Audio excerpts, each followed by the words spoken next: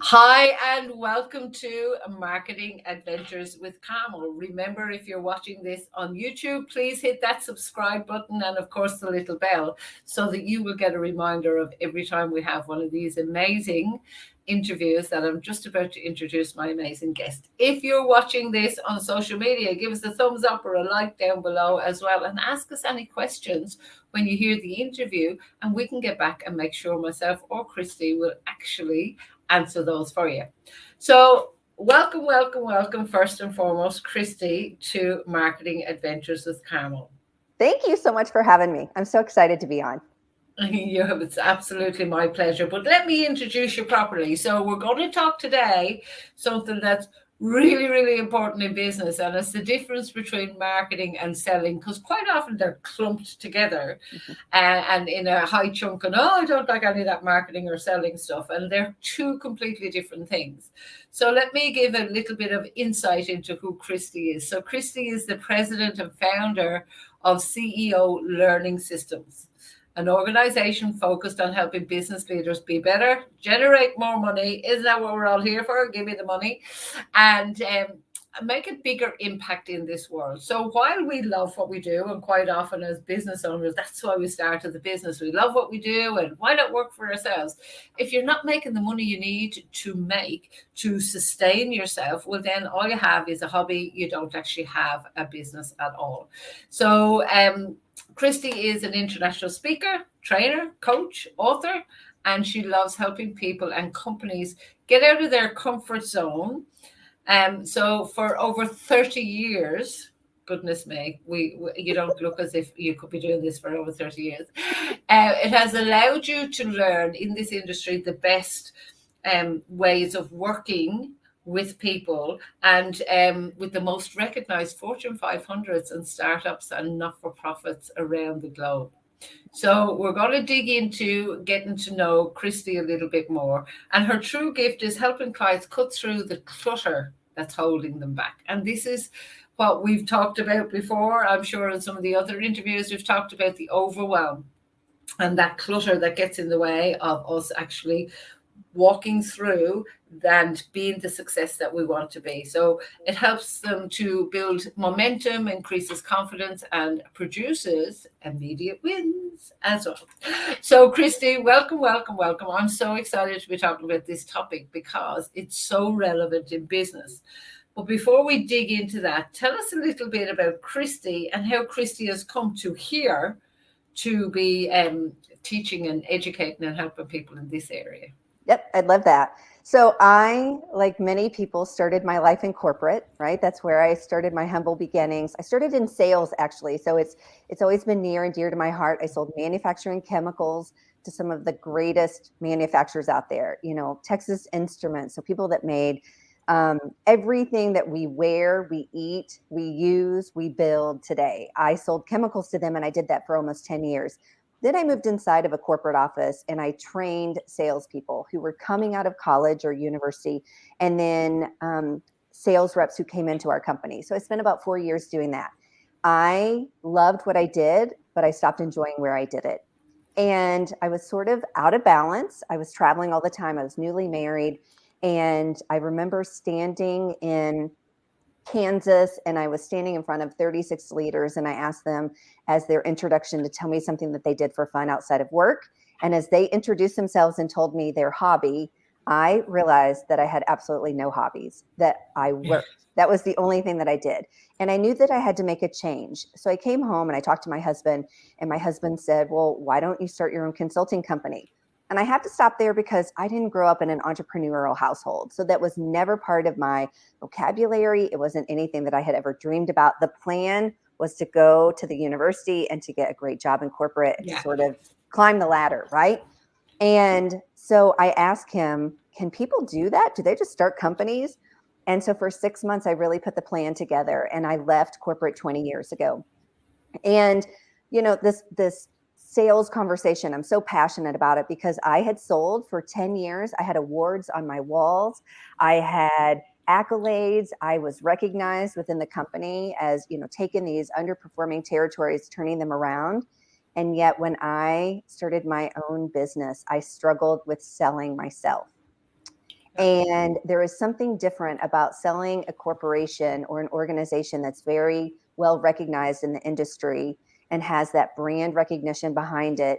And then all of a sudden stepping out into the light and selling yourself. Nobody's heard of you. Nobody knows what you do.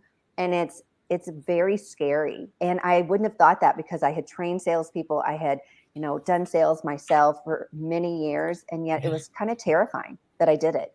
And so that's why it's so near and dear to my heart. I know the struggles that I went through early on in my business. Yeah, and I love that because we think that we're really good at something because we're in the corporate environment. Right. And what we do is quite often we leave that and all we do is just replace the job, except the boss now is no good at bloody selling. That's exactly it. Yeah. I hear so many people say, but I don't want to sell. And I'm like, sales is the oxygen of your business, right? Yeah. If you are uncomfortable with it or if you're unwilling to learn it, then your business will never thrive and scale and survive the way you envision it. We all envision the years of success. We don't envision the toil, the pain of getting there, right? Nobody envisions the heart of getting there. And the key to that is to sell. And in the beginning, you are the person selling, right? And so you have to walk through that uncomfortable period of, I don't know what I'm going to say. I don't know if I'm going to say it right. And eventually you start to figure out what works and what doesn't work. Yeah, absolutely. I love that. So let's just take a definitive, if you like, look at what is the difference between marketing and sales. Let's just look at that and then dig a little bit deeper. So before I started doing this, I would have never thought of marketing. And you're right. A lot of people lump them together, right? Until we don't even know. Some companies actually call marketing sales. They are two very different beasts. Yeah. Marketing are all the things that you do that attract clients into you, right? So I say it's everything from what you do digitally to what you do ad space to, you may run an ad in a magazine, a newspaper. You may create an advertisement on TV or radio. You may have somebody stand out in front of a building with a sign trying to attract people into you, right? That is all marketing. It's literally saying, hey, I'm here and I do this and I'm standing out against the crowd. Sales is when they come into your space and then you make offers to help them. And I always like to talk about, everybody thinks that they have to be a huge digital game, but I think that there's a difference between having a digital business and a digital presence. Today, everybody needs a digital presence. That's what makes you look professional and credible. It makes you look like you're a business and you're operating out there. But not everyone has a digital business. A digital business is where people click and they buy online by a sales page. And there really isn't a relationship involved. Most often, we are selling people where a relationship is the central focus and core of making that sale. Yeah. That's what I see as the difference. I used to say to people when they say, what about marketing? And I used to clump it into one and say, marketing is everything you do before a sale. That's it. The relationship building, the everything, the networking, the all of that. People say, I'm no good at marketing. I'm going, have you ever got a job? And they go, yeah, well, then you had to market yourself to get that bloody job. Right. And you have to sell yourself into it.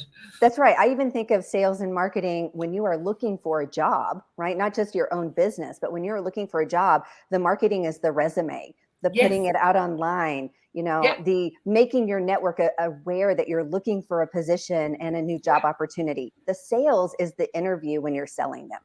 Yeah. When you're selling, what benefits it is. That's right. Cool. I love it. So tell us, for somebody who is uncomfortable, that is sitting in that area of, and it's when you sit in that discomfort of sales is harder. This is what happens because your tonality, everything changes when you switch in your head to, okay, I've been talking to this person. Oh, they're interested in what I do. Now I've got to sell them.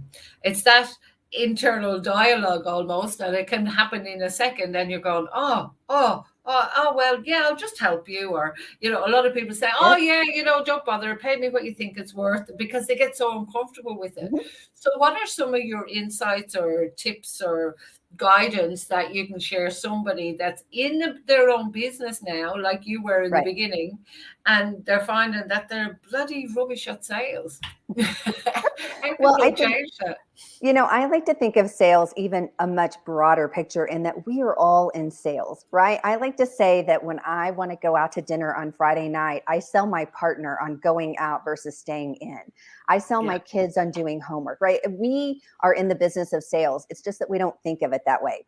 So the yes, very first thing that you have to do is it is a mindset shift, right? In that when I talk to people, they most often say that sales is slimy or cheesy or salesy or manipulative. It's none of yeah, those things, right? And, people love to buy, but no one wants to be sold to. We love to yeah, buy things, right? We like to find value. We love to find the deal. If we didn't buy anything, we wouldn't have the things that we have in our life right now. And so it really is mentally making the shift that as a business owner, that is part of the job. If you do not share what you do out into the world, you will not make the money, you will not have the impact that you want to make, right? And that's truly why we usually yeah, start our own businesses, to have freedom, flexibility, and to make an impact in the world. So first I say get really clear on being honest about how you think about sales. Sit down and say, when I think about myself as a salesperson, and just list out all the things that you think about it. That's first, right? Just to see the obvious, like, ooh, it yeah, makes me feel uncomfortable, or it feels slimy, or I can't believe I'm going to do it, because you can't fix what you don't acknowledge, right? So that's yeah, step number one. Step number two is if you really are that uncomfortable with it, then make a commitment to ask somebody for help. And, I just finished a 100-day program. I wanted to take women business owners who truly were uncomfortable with selling through a 100-day class where every week we did a group call and we broke down the sales process, bite-sized pieces, very comfortable, and all they had to do is implement it by the next week. And I wanted to show them how selling can be just as genuine and natural as having a conversation with someone, but it's listening for those cues of when they are ready to possibly go forward with you. So nothing manipulative. And it was amazing. I think part of it that created the success was the accountability of every week. I was asking, how many calls did you make? How many people did you meet? How many offers did you make? I mean, that's an important part of it. And, one woman that was in the program, she wanted to make, her goal was she wanted to make $15,000 in 100 days. And at the end of 100 days, she was on the verge of purchasing, she was going to spend $10,000 on Facebook ads. And I said, please don't do that. You will not get the return out of it. She was a fairly new business owner. And at the end of yeah. 100 days, she had made $80,000. And she was astounded, right? And so I think first is the mindset. She was uncomfortable with it. Second, she asked for help.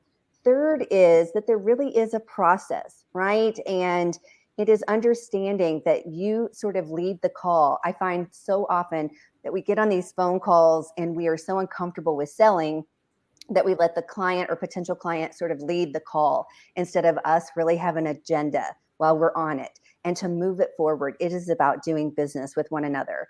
And then, to stop and assess. That's one of the things I had them do. Like, are you comfortable in the beginning? Do you get uncomfortable making the offer, talking about money?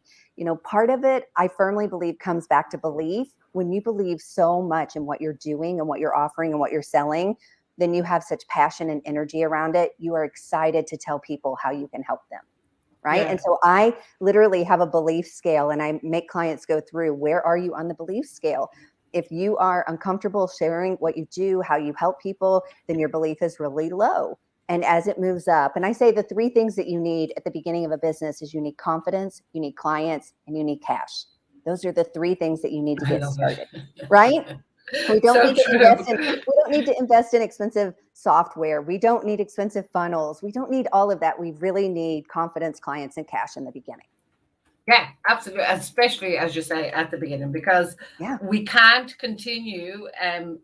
People say build it and they will come, and I that's kind right. of call bullshit a little bit on that, because um, search for what they want, That's right. then build it and they will come.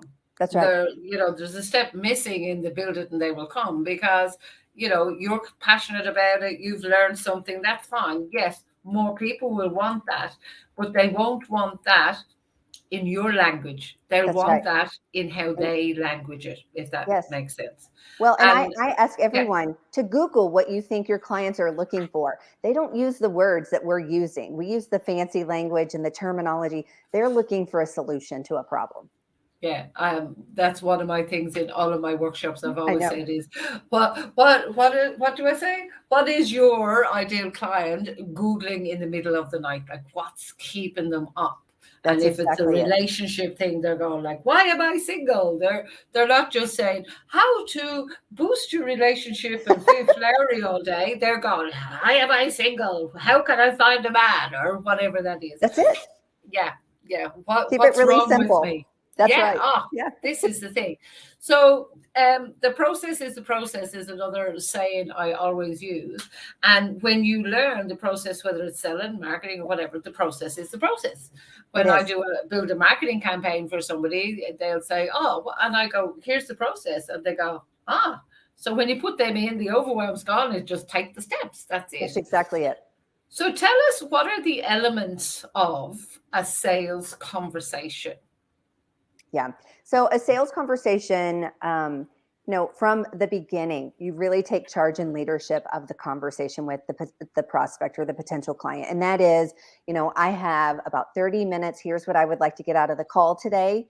And I want to make sure that I understand what you're looking for and how you want to solve whatever. Right. And so it really just immediately sets the tone for why are we on this call together.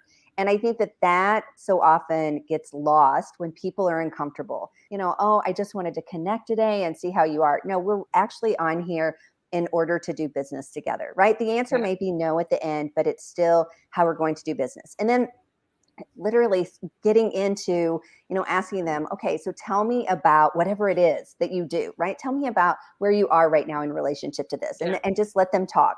And what have you tried to solve the problem before, and let yeah, them name all of the things, and how does that make you feel right now? So really, I talk so often about, as buyers, and we buy every day, as buyers we have intellectual buying needs and we have emotional buying needs, and this, yes, Carmel, right? yeah, yeah, Emotional yeah. will trump intellectual by four times. Yeah, a And million percent. yeah, and so really asking them, like, how does that make you feel, and where you are right now, how are you feeling about that, using their words to really let them sit and resonate, and then bridging into, whatever the problem is. Those are the exact type of problems that I work with and I help, right? And then you bridge into, okay, this is what I do and how I help people. And I think this is the big question. Does that sound like something that you would want to do in order to change your current situation? Right? It's Yeah, literally asking the question. And I think that that's what most people don't do.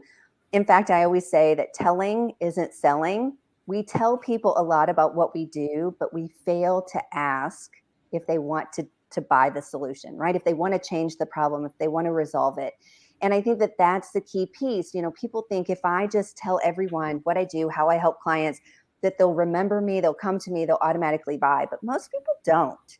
And you have to mm, literally prompt them and saying, does that sound like something that you'd be interested in doing and working to resolve this problem? How would it make you feel in 100 days to double your revenue from where yeah, you are right now? And really let them sit and think about it. And then, the last one is, people get a little freaked out when somebody says, I'd like to think about it. I want to take a couple of days and think about it. They freak out and they say, oh my gosh, they don't like me. I'm not good enough. I didn't make a good enough offer. It's not that at all. I always say, read the situation and the potential client. Some people are natural processors. They are going to think about it. They're going to get off the phone. They're going to play through every scenario, and it may take them a day, and you're going to follow back up with them. Some people will buy automatically, but yeah, most often, rarely do people say yes immediately. And the higher the ticket, usually the longer they have to at least think about it. So yeah, don't freak yeah, out. Don't change the energy. Don't go into convincing mode.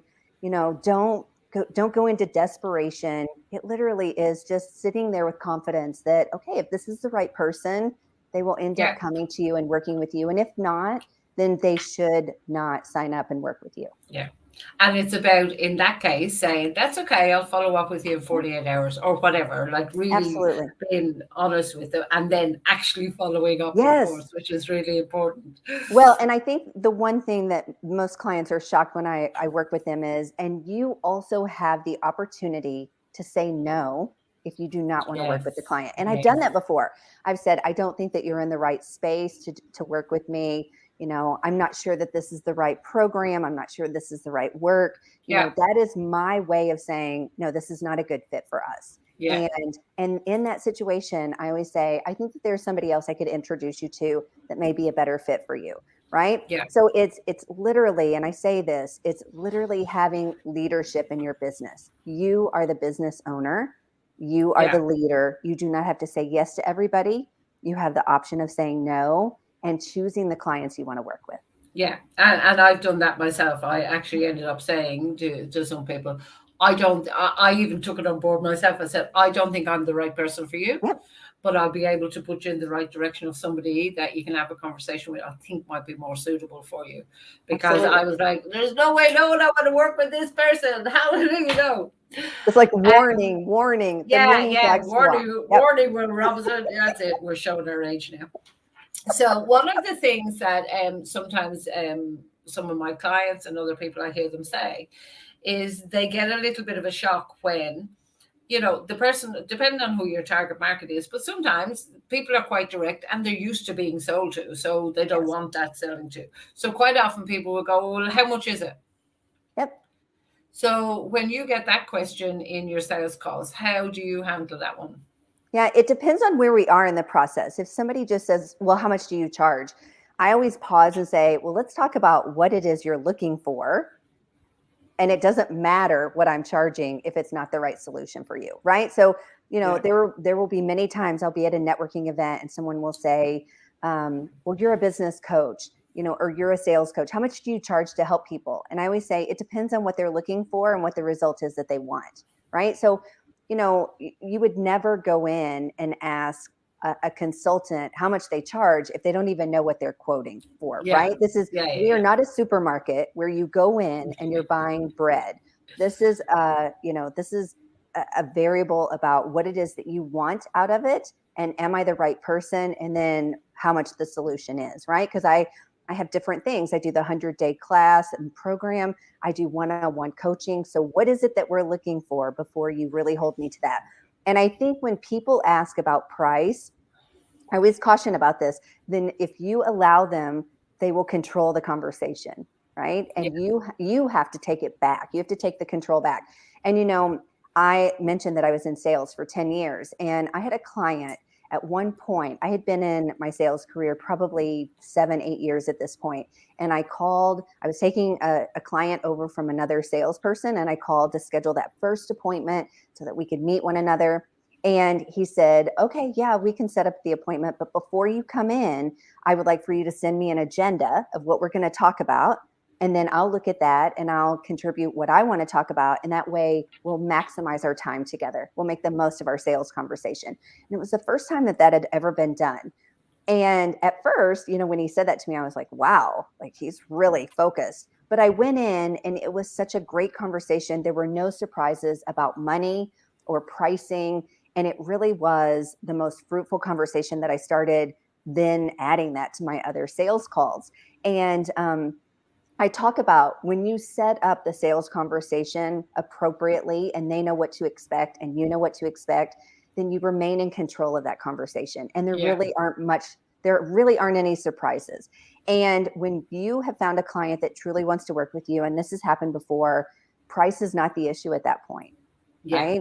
When the value is up here, the price is never the issue. That's right. It's usually at the end of the call, then they'll say, okay, yeah, what you're offering is great. So how much is it? Yep. Do you actually have that price conversation then? I do have that price conversation then. Yeah, I do. Yeah. When they're ready for it. But I've at that point, we've gone through everything that they had questions. We've covered, you know, what the work would entail, what it would look like. And so it's literally like, I call it the bow around the package, right? They've bought the package and now we're just putting the bow on it. Yeah. Yeah, cool. I love it. I love it. Because as you said, the process is the process. And what I'm It is. hearing is there's setting the intention. Yep. Excuse me, I wrote a few notes. Setting the intention, and then it's going into what I like to call discovery. It's Yeah. like I want to check, where are they at? What do they know? What do they not know? And we all know people love to talk about themselves. It's their favorite Do. topic. But really important distinction is when you're on a sales call is finding out what have they tried before. Because Yeah. if you do any bit of that, then you know to leave that out. And this isn't a dishonest conversation, but you know if they have tried, for example, with me, I do marketing, video is one of the things I'm really passionate about. So if I know, and this happened just recently, a new client I've had, she paid $6,500 to do a group um whatever it was, teaching her business and blah blah blah. But it was within a group, and she had walked away, not feeling that she could implement it herself. She said, "Yes, I got value out of it. It was great. But it was 6,500, and now I can't do it." So I knew straight away she didn't need my group program. She wanted some one-on-one work.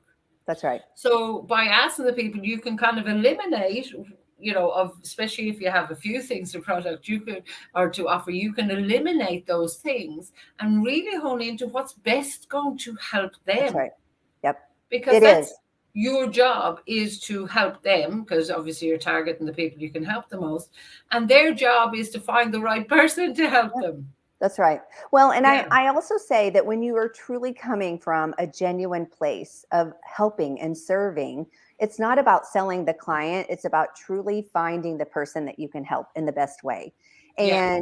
And even, the clients that I work with, I even caution them to check their energy. And, like if they are 3/4 of a way through a month and they haven't sold a client, to just stop and pause and check their energy. Because when Yeah. you are desperate, when you need to make a sale, whether we think that we are hiding that well, it comes across in how you approach a client, Oh, you talk to a client. And I think that all of us have the fear that we don't want to be that person, that salesperson. And yet, I always like to say there are good and bad in every profession, right? yeah. So the fact that sales is sort of singled out and people are like, oh, sales reps are terrible. I'm like, there are terrible doctors, there are terrible Yeah. nurses, there are terrible Yeah. every profession. Sales, if we did not have sales, right, companies would not exist. It Yeah. is truly like the backbone of every organization. And, I talk about it in terms of we accidentally get into sales. I call it the accidental salesperson because nobody, I think, envisions going into being a salesperson when they're 8 years old. And No. yet, if you are going to have a business, you are going to get very savvy and comfortable in selling if you are going to be successful. Because Yeah. in the beginning, you're not paying for marketing services. You are the marketing person. You are the salesperson. You are the accountant, and you're going to networking and you are literally creating visibility. So you're not going to hire a Carmel in the beginning, right? And you're going to Yeah. have to learn all of those jobs until you are ready and have the funds and the revenue to hire a Yeah. Carmel. Absolutely. And I love what you say about, if you think sales are icky, and it comes back to, what you focus on is what you get. If you're feeling it's icky in Yeah, your physiology, in your tonality, everything, it comes across as desperation. It comes that's right. across as pushy. It comes across exactly as you don't want because you're so focused on it. That's what's coming out. Like Right. I've had people sometimes, and I'm sure you've had, that you've listened to them. It hasn't even been necessarily a sales conversation. It's just been at a networking event.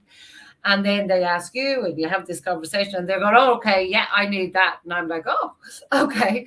It was so easy because I Right. knew from what they had said to me, and I went, oh, yeah, this matches that, and this matches that, and how would that be? And they kind of go, oh my God, yes, I need that. Yeah. And there's no question of money. No, never. It's No. not even an issue because the value is already there. And Yeah. when you talk about what people need and what they want, nobody ever thinks that they have a sales problem.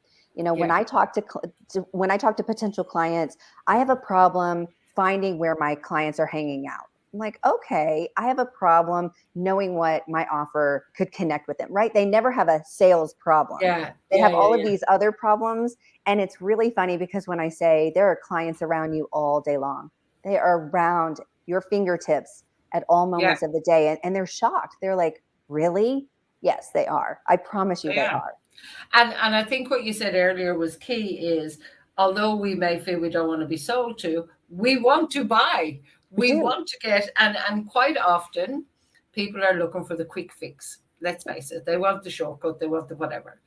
But if your product or offering or whatever it is you're offering is one step to help them get further on that ladder, well, why not? And if not you, it's got to be somebody else. That's One right. thing that when I was doing a lot of research on doing my own businesses and the psychology behind decision making was that 97%, no, sorry, hang on, let me get the figures right. In the US, I believe it was, that people were spending 119% of their income over Yes. their lifetime. So people were Yes. dying in debt. That's right. And I Yes. think in Australia at that time was something like 116. It was something. Yep.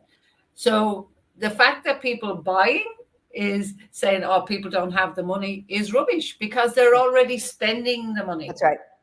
Well, and So, people yeah. will find the money if they want it. Yes. We always Because find the they'll money. spend what they That's don't right. have. Absolutely. If you're suddenly told that you're really ill and you have to find the money for X, Y, and Z, you will find it when it becomes. I always actually call it the Panadol, or in the US the Tylenol problem. That's right. So you go to the doctor and you've got all these things wrong with you, but you've just got a friggin' thumping headache, and he says, I need to do tests. It's going, give me the Tylenol or give me the Panadol first, and then you can do all the tests you want. That's right. And you would give anything to get that Tylenol or Panadol in that moment. That's right. Because the headache's just too much. So when you meet somebody that's had that urgency gateway, that they have that problem, and you have the solution, I'm not talking about you trying to sell somebody a bit of snake oil that you don't have it. But when you know that you have the solution and you have the skills to give them what they need to get to where they need to go, well, why not you? That's right. And I say at that point, when you see that they're in pain, it would be like seeing someone that you knew on the side of the freeway broken down and not stopping to help them, right? Yeah. When you know you can help them, why wouldn't you offer? Yeah, And it's absolutely. just as simple as that. And so, that is where knowing them, nurturing that relationship, most often, I spoke to a friend the other day. Of course, the housing market in the US has been crazy this last year and a half. And she is in real estate, and she said that 75% of their real estate business came from repeat customers, right? 75%. And that's what you want. Wow. And so at that point, it's not selling, right? You have the relationship with them. All you have to do is ask and continue nurturing, and that business will grow. Because when people know, and trust you, they will tell other people about you. And so it's literally, the work becomes easier. But in the beginning, I always tell clients, it's not easy, right? It's never easy. But once you do the process and you learn it and you refine it, then it becomes easier, because then it's a rinse and repeat. Yeah. The process. That's what I'm always telling our members in our group is the process is the process. They keep saying, how do you do that? It's a process. Let me show you the process. Then we can practice it. We can stuff it up. We can do whatever. But the process is the process. Well, and people ask me, can I change the process? And I was like, yes, if you want to change the results. Yeah. Right. So if and the clients that take that 9-step sales conversation model and apply it that afternoon and sell a client, they're like, it works. And that's what I love seeing, right? If you apply it, if you actually do it, if you use the tools, it works. Yeah. That's all. And that's where you get back to process is the process. It really is. And people want some magical formula, or they want some magical handbook. They want the answer, the secret. And I say that business is really a fundamental formula. It is making offers minus no's equals yeses. Yeah. Right? You have to keep offer. It's literally the law of numbers.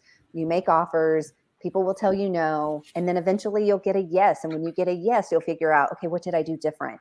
You'll do that more often. And eventually your yeses will become more than your no's. Yeah.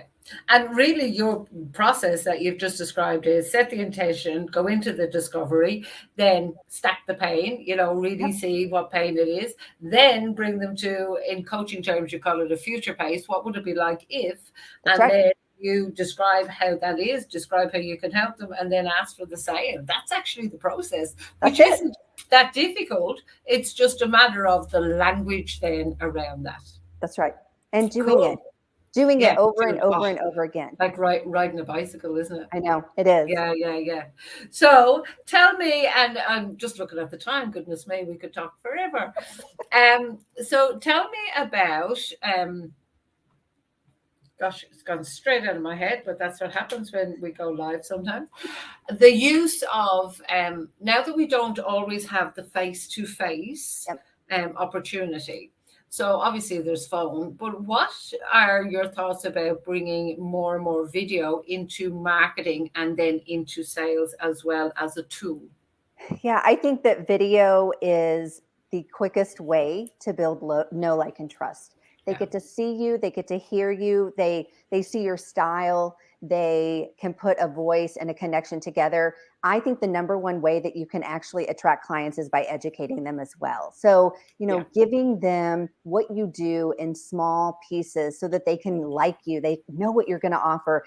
And here's the thing, people are so afraid of giving too much away. You can never give too much away. Information, we are in information overload. We're not short on information. We are short on execution. And it's the execution that you bring your specialty to the table and really help them put it into place and be able to execute it proficiently. So, I love video. I love educating people. I think that it's COVID in some way has done us a favor because it's pushed people into using more video, more Zoom, more teaching. Making themselves look visible. At us. You're in the US. I've been talking to people in the US, in Canada, in France, in Germany, in England, in Ireland, I can't even remember, Jamaica. I've been talking to people from all over the world, and it's much more than I ever did before all of this stuff started. And I think what people are really afraid of when we say video is, that's a lot of mindset issues as well. But, do I have to be a celebrity or a superstar to make a video? Or what will people think? Or what will they say? Or will I say something and it sounds dumb? Or, I see people stress about video so much. It's just an avenue. It's just another tool in your toolbox in order to attract people, show them what you can do, a little bit about your personality and your style. And at the end of the day, whatever you do, there are thousands of people that do it, right? They buy you. They're buying you and your personality and the way you connect because they want to work with you. 1,000,000%. And I loved what you said earlier, that, gosh, and I keep forgetting things today. But it's adding value and not being afraid to give away your best value. Because, I've seen people, and I've done it myself. I've gone, here's the top ways to do it. And they're going, oh my God, don't be giving away so much. I go do it. And that's right. There is no shortage on information or ideas. I can pop ideas out of my head right now. I could give you 10 ideas for a business, but it's the implementation. And one client, I did this was a person who has decided to leave her job and wanted to build a business herself. And I said, cool, let's have a look at it. And we looked at, all different areas that she could do. And we came across one, and I gave her so many ideas. I said, oh, cool, you could do videos on that and do this and this and this, and showed her how to do it. But it was too much for her to do. Yeah, absolutely. And she could build a skill, but it takes time sometimes to build a bit of the skill. And that's where you get somebody who has already had the skill and can help you along and point you in the right direction, because that's the shortcut. That's right. That's the guide, right? That's what people are missing. They're missing the guide. They can buy a book. They can do a master class. They can do a seminar. It's all there. It's all there, right? We could find any information that we need. But what we bring to the table when we work with clients is, I always use 3 circles as my example, but when they come to us, they are in the comfort zone. They are not doing anything that is uncomfortable, right?